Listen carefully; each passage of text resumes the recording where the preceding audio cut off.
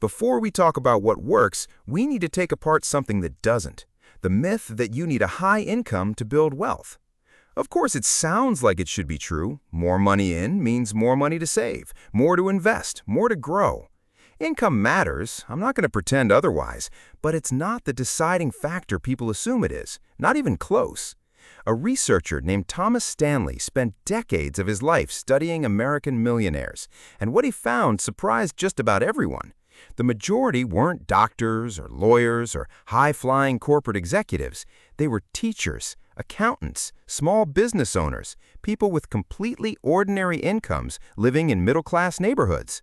What separated them from their neighbors wasn't what they earned, it was what they did with what they earned. This isn't some old, outdated finding. Just recently, Fidelity Investments reported that the average 401k account holder who reached $1 million balance did it through decades of steady, ordinary contributions.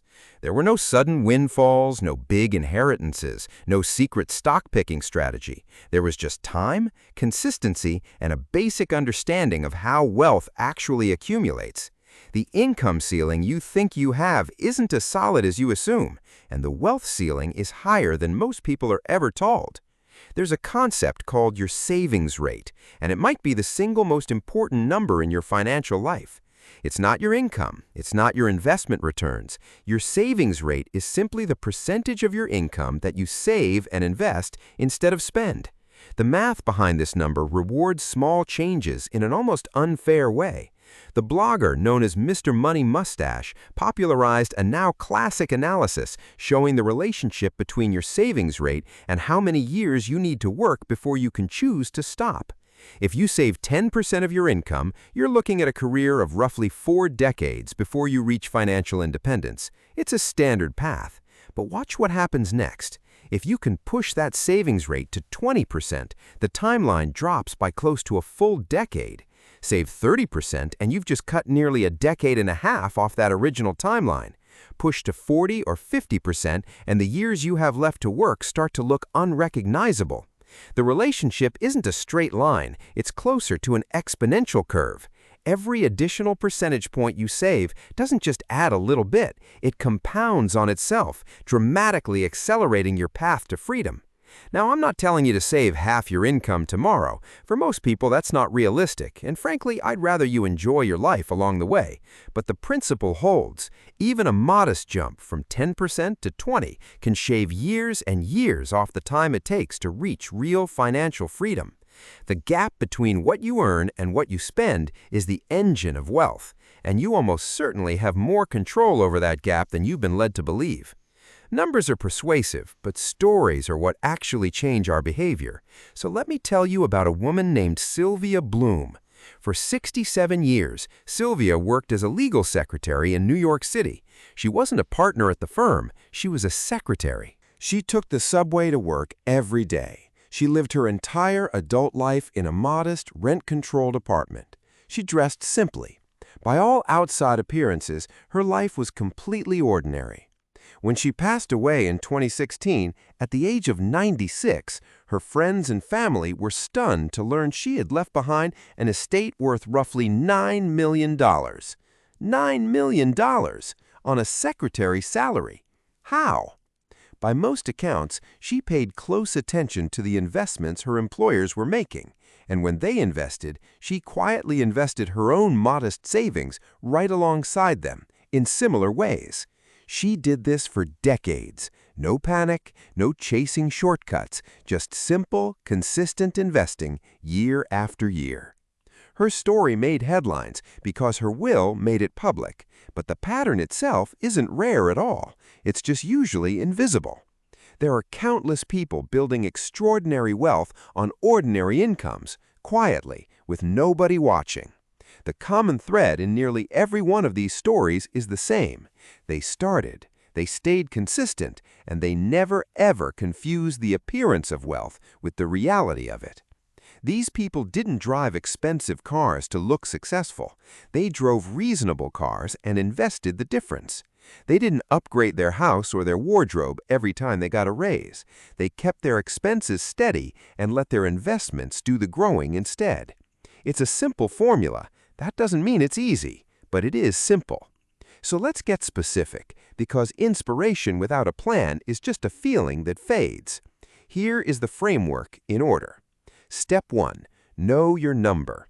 Before you do anything else, you need to know what you actually spend each month, not what you guess you spend. Most people are shocked the first time they track this closely. Studies on household spending consistently find that people underestimate their discretionary spending by a third or more.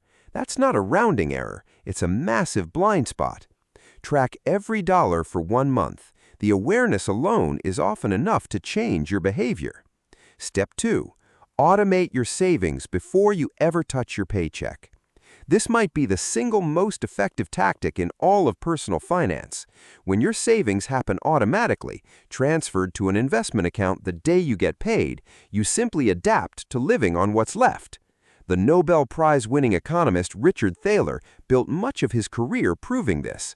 He found that automatic enrollment in retirement plans dramatically increases how much people save, not because people suddenly become more disciplined, but because the default option changed. So make saving your default. Make spending the conscious choice. Step 3.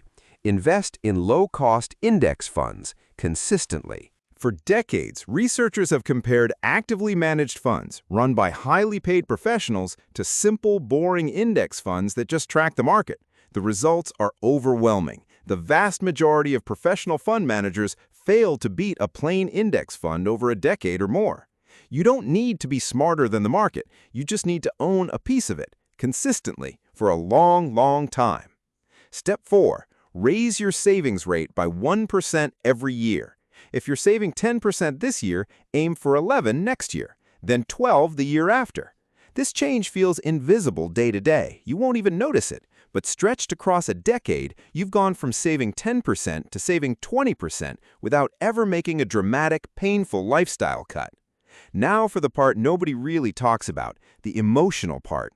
The strategy is simple, but executing that strategy across years of market crashes, job losses, and ordinary self-doubt, that's where most people struggle. This isn't a character flaw, it's closer to a human wiring issue. Psychological research has explored how we relate to our future self, and the findings are a little unsettling.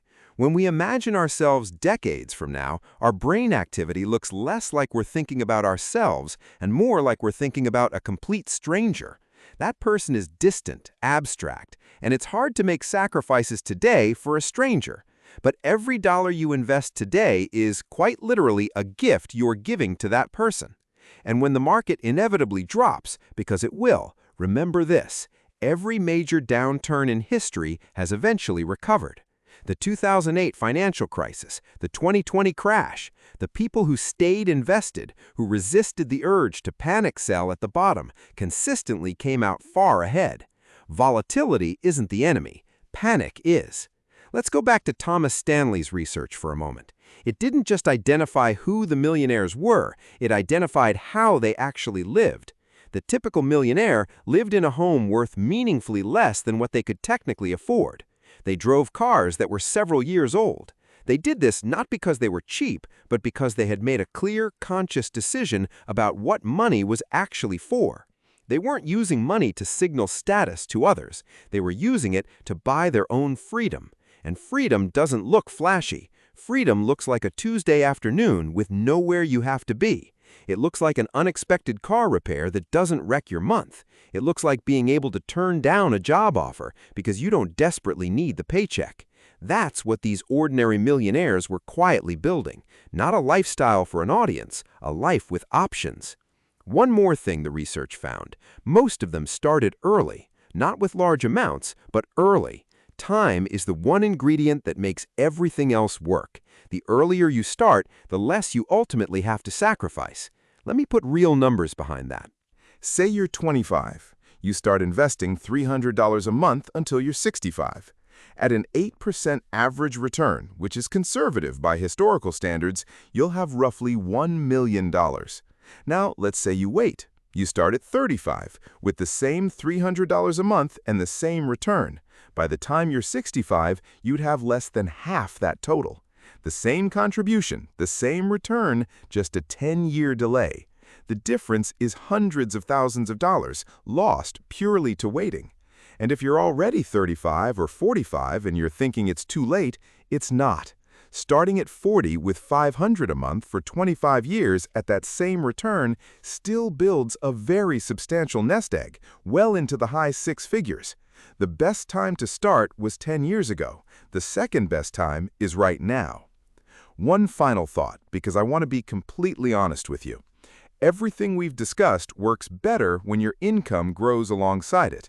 I said no side hustles required, and I meant that, but becoming more valuable in your existing career is one of the most powerful levers you have. Not through burnout, but through deliberately building skills the market rewards. Research from Georgetown University found that a college graduate earns roughly $1 million more over a lifetime than someone without a degree. The gain isn't about the piece of paper, it's about the skills and access that come with it. The same principle holds at every level of your career. The person who invests in learning, who builds a real skill, who asks for a raise backed with evidence, they will consistently out-earn the person who doesn't. Your salary isn't fixed, it's a reflection of your value to the market, and that value can be built deliberately over time. Grow your income. Keep your expenses steady, invest the difference. That gap is where nearly every ordinary fortune in history has actually been built. So let me leave you with this. Wealth isn't a lottery. It isn't reserved for the lucky, the brilliant, or the already rich. At its core, it's a math problem, and the math genuinely isn't complicated. Spend less than you earn, invest the difference consistently, give it time, don't panic, and just keep going. That's the entire secret, dressed up in 1,000 different books and courses, but at its heart, it's that simple. Sylvia Bloom knew it. The ordinary millionaires in Thomas Stanley's research knew it. The quiet 401k millionaires Fidelity tracks every year know it, and now you know it too. The only question that matters now is, what are you going to do with it? Are you going to nod along, feel inspired for a few hours, and then slide back into the same old patterns?